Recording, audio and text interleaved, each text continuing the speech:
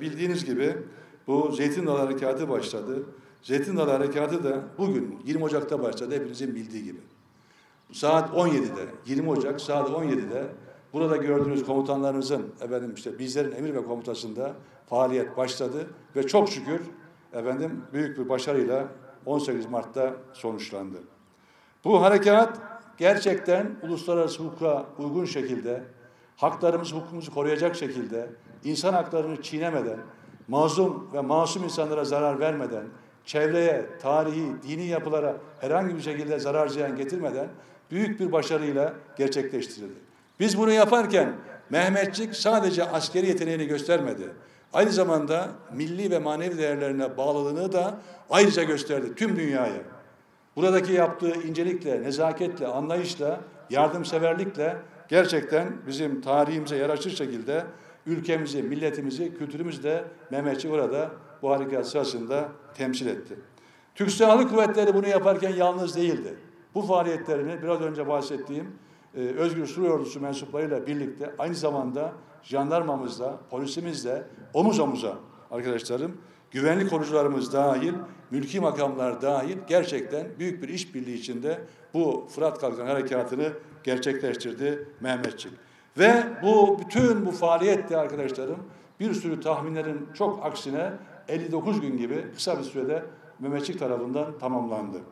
Oradaki kazdıkları çukurlar, hendekleri, hazırladıkları mevzilerin hepsi teröristlerin başlarına yıkıldı arkadaşlarım. Bu faaliyetin sonunda da toplam 4608 terörist şu ana kadar etkisiz hale getirildi. Yine dağ taş demeden, dağ bayır demeden orada Mehmetçik diğer güvenlik kuvvetleriyle omuz omuza çalışmalarını sürdürüyor ve teröristi nerede bulursa etkisiz hale getirmeye devam ediyor. Tabii burada bizim karşılaştığımız en önemli sorunlardan biri mayın ve el yapımı patlayıcılar oldu.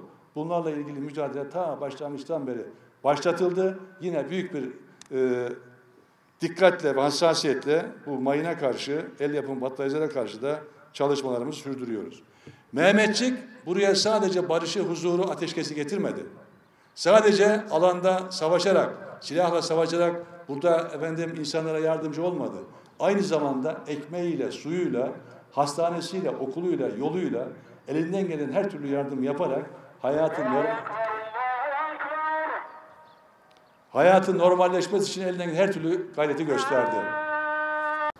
Bu amaç doğrultusunda mücadeleyi verdik, vermeye devam ediyoruz ve biz başlangıçtan beri Afrin'lerindir iddiasıyla bu faaliyeti sürdürdük.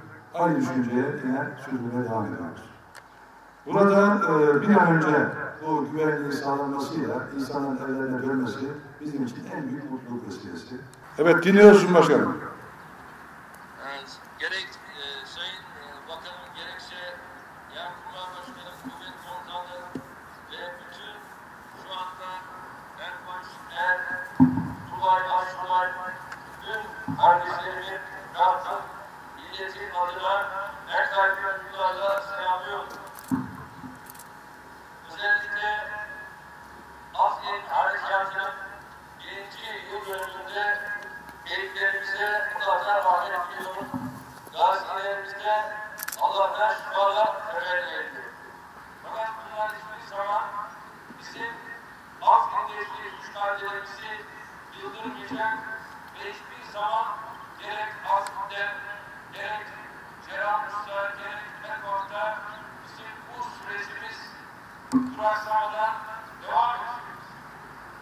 Bunlar Türk askeri, Özgür Suriye Ordusu durduramayacağı gibi burada Türk Suriyeli kardeşlerimize bir an önce özgürlüklerine